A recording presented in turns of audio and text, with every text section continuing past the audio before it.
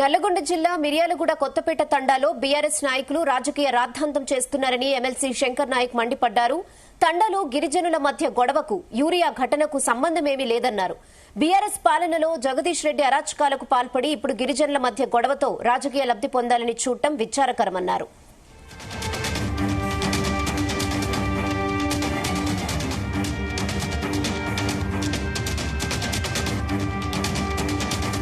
ఈ మధ్య పదే పదే కేటీఆర్ గారు ఒకటే సుల్లు వాడు ఆగుతా ఉన్నారు. సోయి లేదు, మతి స్థిమితం పోయింది. మొన్న కవితమ్మ ఏం చెప్పింది, ఇలా అవినీతి మీద మొత్తం బయట పెట్టిన తర్వాత మతి స్థిమితం పోయి పిచ్చి పిచ్చిగా వాగుతా ఉన్నారు, పిచ్చి కుక్క వాగినట్టు వాగుతా ఉన్నారు. ఇప్పటికెప్పుడు మొన్న మా అరవిదేలపల్లి మండలంలో కానీ, తర్వాత మా కొత్తపేట తండలో కానీ జరిగిన ఇష్యూ వేరు, జరిగిన సంఘటన వేరు.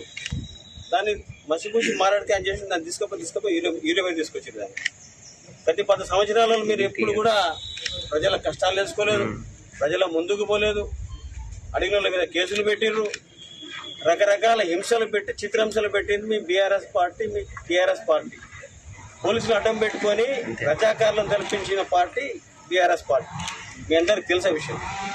కానీ ఈ మధ్యలో ఏదో అధికారం పోయిన తర్వాత ఒకసారికి వాళ్ళందరికీ ఇప్పుడు పైలట్లు సైరన్లు పోగానే వాళ్ళందరికీ పిచ్చి లేసి జగదీశ్వర్ రెడ్డి, పోయిన భూపాల్ రెడ్డి, ఇటున్న దాని పేరు భగత్, ఇంకొక రవీంద్ర కుమారు, వీళ్ళందరూ వచ్చి సందర్భం తెలుసుకోవాలి, విషయం